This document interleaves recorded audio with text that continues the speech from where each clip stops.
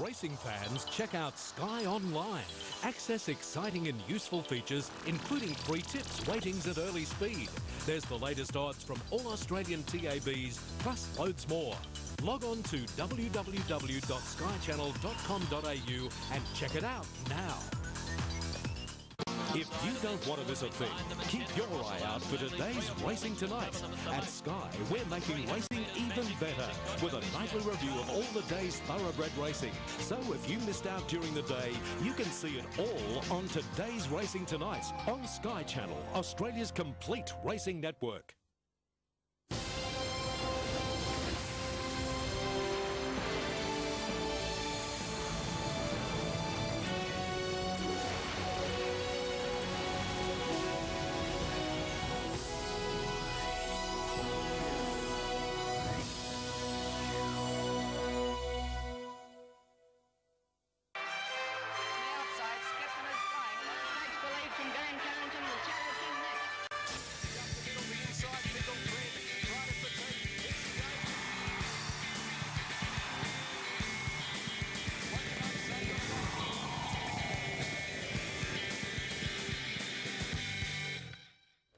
Good morning everyone, welcome to Racing Retro. Group racing yesterday in Sydney and Melbourne, a lot to review, and we're looking forward to presenting the show to you today. Unfortunately, Ron Dufficy can't be with us, but Ron will be back with us next week.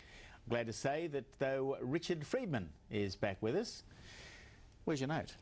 Well, I've had a good break and I'm disappointed that Ronnie's chickened out, you know, first day back, but nevertheless, good on you, Ronnie. We'll see you back here soon. Oh, yes. Had a great break. Actually, I was in Japan and I saw Pop Rock and Delta Blues. Oh, did you? Yes, and I also saw Deep Impact, the great horse over there. So they were quite healthy and well, both those horses, when I was there, but subsequent to that, there's been an outbreak of equine influenza in Japan, and they may not allow Japanese horses to travel to Australia, so we may not see them here for the Melbourne Cup, but it was very interesting. They looked in beautiful condition too. They don't have any hairdressers in... I apologise for the hair, but I'll do something about it this week, all right? Sorry about that, looks like I've had cranial surgery and I'm trying to cover something up. Just on that Japan issue, one of their very talented horses, Mayshow Samson, was going to run in the Arc de Triomphe. It has been diagnosed with the horse flu in the last 24 hours. It was meant to leave on Tuesday, Wednesday. It won't be going now. There's been no total confirmation of that, but they won't let a horse travel out of Japan with this. And Racing Victoria officials, well, to say the least, it's still a fortnight. Yeah, and they go into quarantine in a fortnight. The Japan horses coming for the spring.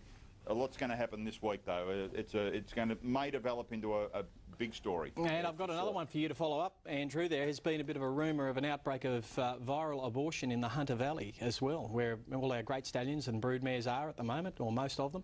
So at this stage, I've got nothing confirmed, but it's strong mail. Gee. And we're all going up there very shortly for Coolmore's Day that they put on. So we'll get the opportunity to check that out for you, Richard. But racing yesterday at Caulfield, absolutely fantastic meeting. You know, a lot of really good performances. Mixed emotions, you know, without question, we can mention that. And also, I tell you what, some genuine flops too, and from some very, very good horses of last season that may not have really come up. All right, a few question marks there. Mailbox, if you want to send us some email, this is the way to do it. We can get it during the show. Feedback at skychannel.com.au through the website there. It's easy to do. Click on the program feedback icon. If you send a fax on 0294522222, that'll eventually get here in the slowest way is snail mail, and that's to the producer at Racing Retro at the address on your screen. Do you get much of that? What? Snail mail? Not anymore. No. It's all email. All email. That's the world we're in, isn't it? There you go. Let's have a look at some racing now. This is the Group 2 Weight for Age Liston Stakes at Caulfield. Many consider this a match in two between Marasco and Patchy Cat. One further back running 6, Pompey Ruler, 2 to centre, Fighter, followed by Blue Monday.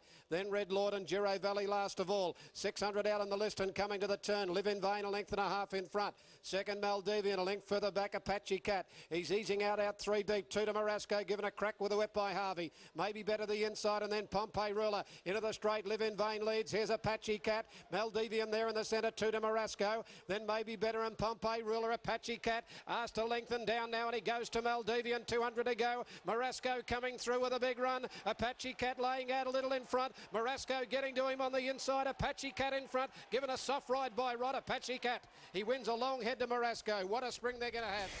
Yeah, Apache Cat does it again and defeated Marasco with Maldivian third. You know, the expectations of him going into these races, that he's been able to fulfil them for us, and you know, and probably beaten a couple of really top quality gallopers in the process, so full credit to him. How do you rate him, Greg? Do you rate him a genuine Group 1 horse, you know, as an older horse? I know he won Group 1 as a 3-year-old, but as an older horse, is he genuine Group 1? I believe he is. I think there's another one in him, absolutely. Group 1, he's, you know, he can carry weight. He can virtually sort of make up his own game plan in a race, and he's got a lot of dimensions that, you know, he can race forward.